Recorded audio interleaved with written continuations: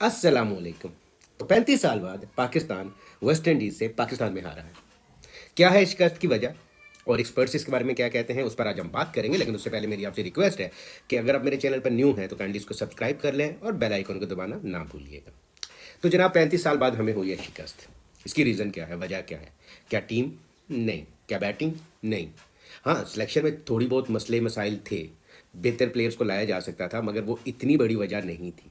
वजह ये थी कि आपकी जो वो स्पिन ट्रैक वाली या जो स्पिन पिच वो जो स्ट्रेटजी थी वो बैकफायर कर गई, आपके गले में पड़ गई। एक ऑर्थोडॉक्स स्पिनर ने आपको फंसा के रख दिया। अब रमीज राजा साहब को मैं सुन रहा था, वो वही सेम बात हमारे वाली कर रहे थे। वो बात ये कह रहे थे कि पाकिस्तान ने ये जो स्पिन स्ट्रेटजी बनाई हुई है कि स्पिन फ्रेंडली विकेट्स बनाओ और उस पर 3-4 स्पिनर्स खिलाओ और मैच निकाल दो। कहते हैं इसमें टॉस क्रूशियल हो जाता है, और वही हुआ हमारे साथ वेस्ट इंडीज़ के मैच में, सेकंड टेस्ट मैच में।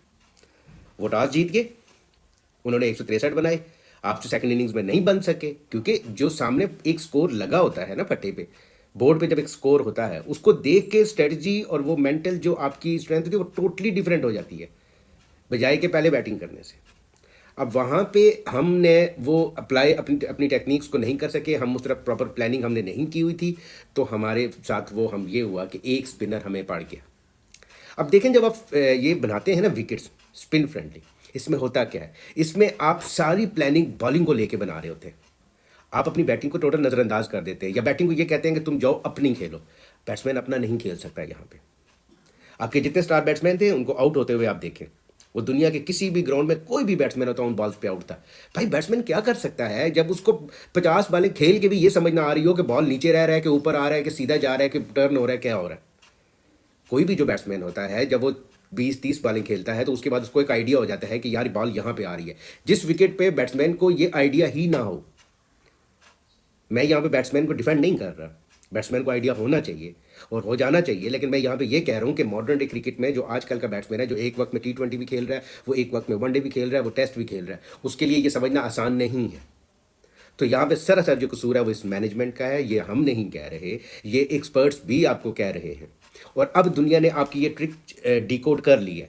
आप देखें वेस्ट इंडीज़ की प्लानिंग देखो यार, उन्होंने सिर्फ और सिर्फ 2 सेशन में डोमिनेट किया है और तीसरे दिन मैच निकाल के ले गए।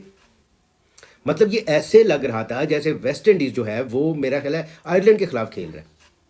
एक तो ये बात है, दूसरी बात ये है कि देखिए हमें ना जो टीम सिलेक्शन है उसमें भी अब थोड़ा सा हमें बदलाव लाना पड़ेगा। मतलब ये कोई तरीका नहीं है कि जिसको जहाँ से दिल किया उठा के टीम में ले आए। आपने काशिफ अली फास्ट बॉलर लाया, उसकी 31 साल एज है। वो या तो उसको खिलाते, पहले खिलाते, मैं नहीं कहता कि वो अच्छा बॉलर नहीं होगा, वो अच्छा बॉलर होगा, या तो उसको पहले खिलाते। अब 3 साल बाद उसने वैसे ही रिटायर हो जाना है। 31 साल का एक बंदा फास्ट बॉलिंग, उसके बाद और कितने ऐसा करा सकते हैं? फास्ट बॉलर मैक्सिमम आते हैं 20-21 साल में, और 30-32 साल में वो बेचारे कोई उनके साथ हो जाता है, वो रिटायरमेंट के करीब जा रहे होते हैं। ये कमाल है, 31 साल का बॉलर आप उसको डेब्यू करा रहे हो मैच में। Again I am not criticising the bowler, but यहाँ पे बेचारे की जगह ही नहीं बनती थी। उसको खिलाओ PSL, उसको खिलाओगे लीग शीग्स आगे। मेरे ख्याल है उनको शायद यहाँ पे खिलाया भी इसीलिए गया है कि उसके बाद उनको लीग्स वगैरह मिलना शुरू हो जाएंगी। खैर, इससे अब हमें बाहर आना चाहिए, ये नहीं होना चाहिए। और क्रिकेट ये जो हार है वेस्ट इंडीज़ के ख़िलाफ़, इसने बहुत हमें बड़े अरसा हमें तंग करना है। यानी कि आप ये अंदाज़ा लगाएं कि हम ऑस्ट्रेलिया से खेलते हैं, हमारी क्रिकेट का लेवल जो है वो ऑस्ट्रेलिया के बराबर हो जाता है। हम वेस्ट इंडीज़ से खेलते हैं, हम उनसे भी लो हो जाता है हमारा स्टैंडर्ड। ये क्या है? मैं बैट्समैन को कभी भी, मैं कप्तान को और बैट्समैन को मैं कभी भी, मैं नहीं उनके खिलाफ कुछ बोलूँगा, बिकॉज उनका कसूर नहीं है। यहाँ पे सारा कसूर ये जो फार्मूला बनाने वाले थे स्पिन फ्रेंडली विकेट्स वाला, इनका कसूर है। एनीवेज, इस वीडियो में यहीं तक, मिलते हैं आपसे नेक्स्ट वीडियो में, तब तक अल्लाह हाफिज़, जज़ाकल्लाह खैर।